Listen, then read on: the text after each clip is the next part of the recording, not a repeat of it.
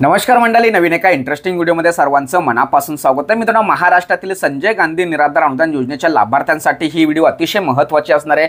कारण मित्रांनो, मागच्या व्हिडिओमध्ये आपण माझ्या तालुक्यातील संजय गांधी निराधार अनुदान योजनेच्या संदर्भात तहसील कार्यालयामध्ये काय परिस्थिती आहे हे आपण संपूर्ण जाणून घेतलं।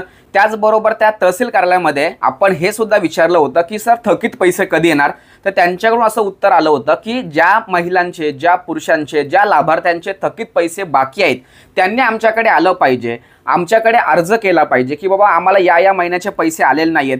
त्या पद्धतीने आम्ही तहसीलदारांच्या सहीनुसार संबंधित अहवाल हा जिल्हाधिकारी कार्यालय यांच्याकडे पाठवणार, जिल्हाधिकारी कार्यालय संबंधित विभागाकडे पाठवणार आणि त्या लोकांचे जे पैसे थकीत आहेत ते पैसे लाभार्थ्यांच्या बँक खात्यामध्ये कशा पद्धतीने लवकरात लवकर जमा करता येणार यासाठी आम्ही प्रयत्न करणार। अशी व्हिडिओ आपण ज्यावेळेस टाकली त्यावेळेस अनेक तालुक्यातील अनेक सबस्क्रायबर सदस्यांनी, निराधार बांधवांनी आपल्याला कमेंट्स केल्या की सर आमच्याकडे मात्र परिस्थिती वेगळी आहे।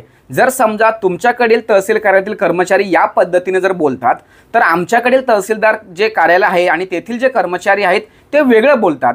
अनेक लोकांनी आपल्याला फोनद्वारे सुद्धा सांगितलं की सर अशा पद्धतीने त्या ठिकाणी आमच्याशी बोलतात किंवा आम्हाला तहसील कार्यालयातून अशा पद्धतीने उत्तर मिळतंय। काही लोकांनी कमेंट सुद्धा केल्या, काही लोकांनी व्हॉट्सअपच्या माध्यमातून आपल्याला मेसेज सुद्धा केला की सर आमच्याकडे परिस्थिती वेगळी आहे, आम्हाला डायरेक्ट वेगळ्या पद्धतीने उत्तर देतात, तर सर यावरती मार्गदर्शन करा। तर ती आपण या सर्व कमेंट्सपैकी एक कमेंट्स या ठिकाणी तुम्हाला वाचून दाखवतोय। सर्व कमेंट्स सारख्याच आहेत, ॲक्च्युअली त्याचा मीनिंग सारखाच निघतोय, पण त्या सर्व कमेंट्सपैकी एक कमेंट्स मी तुम्हाला या ठिकाणी वाचून दाखवतोय आणि त्यावरती आपल्याला काय करायचं आहे हे सुद्धा मी या ठिकाणी समजून सांगणार आहे। तर या ठिकाणी कमेंट्स अशी आहे, सर मी नाशिकवरून बोलतोय, मी आमच्या तहसील कार्यालयामध्ये आमचे पैसे बाकी आहेत ते कधी येणार याबाबत तेथील कर्मचारी यांना विचारले तर ते म्हणाले की यापूर्वीचे थकीत पैसे तुम्हाला मिळणार नाही, तुमची डीबीटी ॲक्टिव्ह झाली आहे, आता पुढील हप्ते तुमच्या खात्यात येतील, जुने पैसे विसरून जा। सर हे खरं आहे का? तर अशा पद्धतीचे अनेक कमेंट्स आपल्यापर्यंत पोहोचलेले आहेत। तर अनेक लोकांनी शेवटी एकच सांगितलं की सर यावरती उपाय काय, आमच्या हक्काचे पैसे आहेत ते आम्हाला मिळाले पाहिजे आणि तुमच्या तहसील कार्यालयातील जे कर्मचारी जर असं पॉझिटिव्हली उत्तर देतात किंवा ते आपल्यासाठी एवढी मदत करू पाहत आहेत तर आमच्या तहसील कार्यालयामध्ये हे असं का वागतात।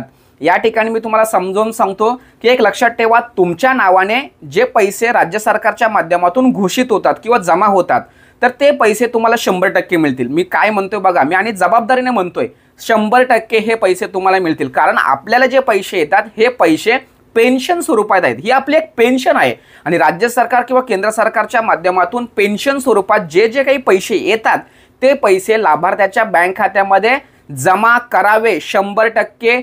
काही वेळे मागे पुढे करा पण हे पैसे त्यांचे आहेत हे जमा करा, असं सर्वोच्च न्यायालयाचा आदेश आहे, लक्षात ठेवा। तो सर्वोच्च न्यायालयाच्या आदेशानुसार हे पेन्शनधारकांना जे पेन्शन मिळते किंवा जे पैसे मिळतात हे पैसे कोणत्याही अटीवरती त्यांना ते मिळाले पाहिजे। संबंधित लाभार्थ्यांचे कागदपत्रांच्या संदर्भात काही त्रुटी असतील तर ते पूर्ण करा पण त्यांना हे पैसे द्या, असा सर्वोच्च न्यायालयाचा आदेश आहे। त्यामुळे हे पैसे तुमचे कुठेच जाणार नाही हे स्पष्टपणे एकदा समजून घ्या, बरोबर आहे। आता जर एखाद्या तहसील कार्यालयामध्ये, माझ्या तहसील कार्यालयामध्ये जर असं जर सांगतात की बा तुम्ही या आम्हाला भेटा, तुमचं जे काही अडचण असेल, कागदपत्रांची पूर्तता असेल ती करून घ्या, थकीत पैसे तुम्हाला मिळून जातील। पण इतर तालुक्यांमध्ये जर अशी परिस्थिती असेल तर याला कारणीभूत फक्त आपणच आहोत। तुम्ही सांगाल सर आम्ही कसं काय कारणीभूत, आम्ही तर पेन्शनधारक आहोत, आम्ही लाभार्थी आहोत, आम्हाला ते पैसे मिळाले पाहिजे। नाही, लक्षात ठेवा, जोपर्यंत आपण आपल्या हक्कासाठी तहसील कार्यालयामध्ये जाऊन बसत नाही, ठाण बनवून बसत नाही, बोलत नाही, सांगत नाही, तोपर्यंत काहीच नाही। संजय गांधी निराधार अनुदान योजनेची जी समिती आहे, जे डिपार्टमेंट आहे, जे विभाग आहे, हे खूप महत्त्वाचं आहे, लक्षात ठेवा। तुम्ही जर तहसील कार्यालयामध्ये गेल्यानंतर एक सेपरेट खोली त्यांच्यासाठी असते, सेपरेट टेबल असतो आणि त्या ठिकाणी संबंधित नायब तहसीलदार हा पूर्णपणे त्या संजय गांधी निराधार योजनेसाठी जबाबदार असतो। त्यामुळे त्यांना असं उत्तर देणं शोभत पण नाहीये आणि ते असं उत्तर देऊ पण शकत नाहीये। त्यामुळे थोडंसं ग्रुपने, संघटनेने एकत्र जाऊन त्या ठिकाणी आवाज उठवला पाहिजे, संबंधित तहसीलदारांना भेटलं पाहिजे। एक लक्षात ठेवा, मी नेहमी सांगतोय, तुम्ही काय करता माहिती आहे का, तुम्ही जाताय तहसील कार्यालयामध्ये, गेल्यानंतर संबंधित कर्मचाऱ्याला तुम्ही भेटताय, त्या कर्मचाऱ्यांना भेटून काहीच होणार नाही, लक्षात ठेवा। तुम्हाला डायरेक्ट तहसील कार्यालयामध्ये जाऊन तहसीलदारांना भेटायचंय, तुम्हाला खूप अधिकार आहे बांधवांनो। अरे तुम्ही निराधार असले म्हणजे काय, असं काही तुम्ही परके नाही आहेत, लक्षात ठेवा। मी या योजनेचा 2 ते 3 महिन्यापासून अभ्यास करतोय। तुम्हाला खूप न्याय आहे, खूप हक्क आहेत, खूप अधिकार आहेत आणि तुमच्यासारखा लाभार्थी या जगामध्ये नाही, मी तुम्हाला सांगतोय। आणि तुम्ही मात्र स्वतःला कमी लेखून तुम्ही जाण्याचा प्रयत्न करत नाही, बोलण्याचा प्रयत्न करत नाही का? तुम्ही निराधार आहात नाही, तुम्ही लाभार्थी आहात। लक्षात ठेवा, निराधार हा शब्द सोडून द्या, तुम्ही लाभार्थी आहात आणि त्या लाभार्थ्याला त्याच्या लाभाचे हक्काचे पैसे मिळाले पाहिजे। यासाठी संघटित होणं गरजेचं आहे, यासाठी एकत्र येणं खूप गरजेचं आहे। जर माझ्या तालुक्यामध्ये आम्ही जर या पद्धतीने वातावरण निर्माण केले तर तुमच्या तालुक्यामध्ये तुम्ही का तसं वातावरण निर्माण करू शकत नाही? करायला पाहिजे, एकत्र आले पाहिजे आणि बोला तिथे। तुम्हाला त्या ठिकाणी शिक्षा कोण करणार नाही, पोलीस केस होणार नाही। लक्षात ठेवा, तुमच्या हक्काचे पैसे ना मागितले पाहिजे, बोललं पाहिजे, तरच या सगळ्या गोष्टी होतील, अन्यथा होणार नाही। लक्षात ठेवा। त्यामुळे या व्हिडिओच्या माध्यमातून सर्वांना हात जोडून विनंती करतोय की तुमचे जे पैसे आहेत हे पेन्शनचे पैसे आहेत, तुम्हाला तुमचे पैसे 100% मिळतील, फक्त तुम्ही त्या पद्धतीने केलं पाहिजे। अहिल्यानगरमध्ये बघा, अहिल्यानगरमध्ये जर समजा चिंचोटी पाटील गावामध्ये 2 तासामध्ये तो तहसीलदार जर पैसे त्यांच्या खात्यात जमा करू शकतोय, तर मग तुमच्या तहसील कार्यालयांना काय झालंय? जर माझ्या तहसीलदारांच्या माध्यमातून मला जर असं उत्तर मिळतंय, तिकडे चिंचोटी पाटील गावाच्या मध्ये जर असं जर तहसीलदार करतायत 1-2 दिवसामध्ये हे पैसे देतात, तर तुमच्या तहसीलदारातील कर्मचारी असं उत्तर का देऊ शकतायत? नाही देऊ शकत। दिला असेल तर त्यांना ठणकावून सांगा की मला लेखी द्या, तुम्ही माझ्या हक्काचे पैसे देत नाही ना, तुम्ही म्हणताय विसरून जा ना, द्या लिहून, मला द्या, मला आत्ताच्या आत्ता लिहून द्या, मी पुढे पाठवतो। लक्षात ठेवा, असं बोला, जरा बोललं पाहिजे। तुम्ही निराधार म्हणून समजू नका, तुम्ही लाभार्थी आहेत म्हणून समजा। लक्षात ठेवा, तरच ह्या सगळ्या गोष्टी क्लिअर होतील आणि तुम्हाला आयुष्यभर हे पैसे घ्यायचे आहेत, आयुष्यभर या योजनेचा लाभ घ्यायचा आहे। अरे नशिबाने ह्या सगळ्या गोष्टी आपल्या पदरी पडल्यात म्हणून आपण काय बिननशिबी नाही आहेत। लक्षात ठेवा, थोडेसे शब्द मी चुकीचा वापरतोय, वाईट वाटेल तुम्हाला या सगळ्या गोष्टीचा, पण ती परिस्थिती आता निर्माण झाली। लक्षात ठेवा, माझा निराधार बांधव त्या तहसील कार्यालयामध्ये गेल्यानंतर बाजूला एका कोपऱ्यात जाऊन बसतोय, एवढा वाईट परिस्थिती आहे, एवढं वाईट वाटतंय त्या गोष्टीचा। काही महिला तर रडतात त्या ठिकाणी जाऊन। का रडताय? अरे हक्काचे पैसे, लाभाचे पैसे तुमचे, तुम्ही टॅक्स वगैरे भरताय म्हणून तुम्हाला हे पैसे मिळतात। सरकार काय आपल्यावर उपकार करत नाही, लक्षात ठेवा। त्यामुळे तुम्ही सर्वांनी एकत्र येऊन या सगळ्या गोष्टी बोलल्या पाहिजे, केल्या पाहिजे आणि हक्कासाठी लढलं पाहिजे। जर बाकीच्या तालुक्यांमध्ये जर परिस्थिती वेगळी आहे, तर तुमच्या तालुक्यामध्ये अशी परिस्थिती का निर्माण होते, याला जबाबदार कोण आहे याचा अभ्यास करणं खूप गरजेचं आहे। समितीच्या लोकांना भेटलं पाहिजे, या सगळ्या गोष्टी बोलल्या पाहिजे आणि तुमच्या ज्या मागण्या आहेत, तुमचे जे पैसे आहेत ते मिळवून घेतले पाहिजे। या सगळ्या गोष्टीसाठी आपण ही व्हिडिओ बनवलेली आहे।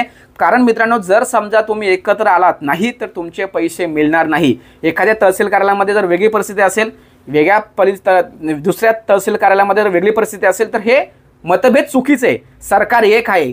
संजय गांधी निराधार अनुदान योजनेसाठी नियमावली, शासन निर्णय एक आहेत। जर असं कुठे झालंय का आमच्या तालुक्यामध्ये 1000 रुपये मिळतात, तुमच्या तालुक्यामध्ये 1500 रुपये मिळतात, तिसऱ्यामध्ये 2100 रुपये मिळतात, असं तर नाहीये ना। मग एका तालुक्यामध्ये हा नियम आहे, दुसऱ्या तालुक्यामध्ये जर हा नियम आहे, तिसऱ्या तालुक्यामध्ये वेगळाच नियम।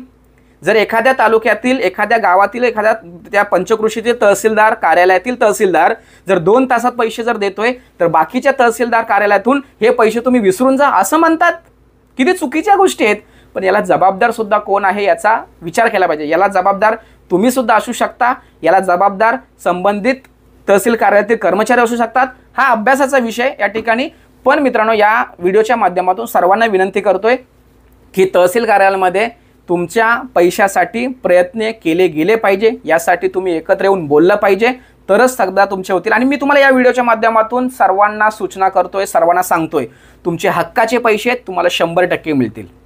आत्तापर्यंत आम्ही ज्या पद्धतीने काम करतोय ना, त्या पद्धतीने आम्हाला अशी माहिती मिळाली की जुलै-ऑगस्टपर्यंत हे सगळं क्लिअर करण्याच्या उद्देशाने सरकार प्रयत्न करतोय। जुलै-ऑगस्टपर्यंत हे पैसे देण्याचा प्रयत्न आहे त्यांचा, पण यासाठी तेवढा फोर्सने रिक्वायरमेंट, मागणी सुद्धा केली पाहिजे। सरकारला जोपर्यंत तुम्ही टच करत नाही तोपर्यंत सरकार तुमच्यासाठी काहीच करणार नाही। तुम्ही जर फक्त माझ्या व्हिडिओला कमेंट्स ठोकत बसाल, काही होणार नाही।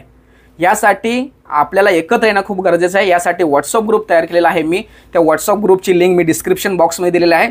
त्यावरती तुम्हाला क्लिक करायचं आहे, जॉईन व्हायचं आहे आणि माझ्याशी संपर्क साधायचा आहे। या योजनेसंदर्भात काहीही अडचण असेल तर माझ्याशी डायरेक्ट बोलू शकता। व्हॉट्सअप ग्रुप दिलेला आहे, त्या व्हॉट्सअप ग्रुपला सर्व पुरुष मंडळींनी जॉईन व्हायचं आहे आणि जो व्हॉट्सअप चॅनल दिलेला आहे त्या व्हॉट्सअप चॅनलला सर्व महिला वर्गांनी जॉईन व्हायचं आहे। तुमचा प्रायव्हसी ठेवणं खूप गरजेचं आहे, कारण ग्रुपमध्ये वेगवेगळ्या पद्धतीचे मेसेजेस येतात। त्यामुळे मला या ठिकाणी सर्वांना विनंती करायची आहे की आपला उद्देश, आपला प्रयत्न वेगळा आहे, त्याचा गैरफायदा चुकीच्या लोक घेतात, म्हणून महिला वर्गांनी व्हॉट्सअप चॅनेलला जॉईन व्हायचं आहे, म्हणजे त्या ठिकाणी तुमचा मोबाईल नंबर कोणाला दिसणार नाही. आणि पुरुष मंडळींनी व्हॉट्सअपच्या ग्रुपला जॉईन व्हायचं आहे, म्हणजे तुम्हाला माझ्याशी संपर्क साधता येणार आहे. अशा पद्धतीने थोडंसं नियमामध्ये आपण वागूया. नियमामध्ये या संजय गांधी निराधार अनुदान योजनेसाठी लाडकी बहीण योजनेसारखे चांगले दिवस येऊ द्या आणि लाडकी बहीण योजनेसारखे खटाखट वन टाइम पैसे येऊ द्या. यासाठी सर्वांनी मिळून एकत्र प्रयत्न करूया. बच्चूभाऊ कडू आपल्यासाठी त्या ठिकाणी 8 तारखेला आंदोलन करतायत, त्यांना सुद्धा सपोर्ट करायचं आहे. अशा पद्धतीने मित्रांनो बाकीच्या तालुक्यांमध्ये काय परिस्थिती आहे आणि दुसऱ्या तालुक्यामध्ये काय परिस्थिती आहे, या सर्व गोष्टींचा विचार करून आपण काय केलं पाहिजे हे या व्हिडिओच्या माध्यमातून सांगण्याच्या हेतूने ही व्हिडिओ बनवलेली आहे. सदर व्हिडिओ सदर माहिती महाराष्ट्रातील सर्व संजय गांधी निराधार अनुदान योजनेच्या लाभार्थ्यांपर्यंत पोहोचवण्यासाठी सहकार्य करा. भेटूया पुढील व्हिडिओसह. तोपर्यंत धन्यवाद. जय हिंद, जय महाराष्ट्र.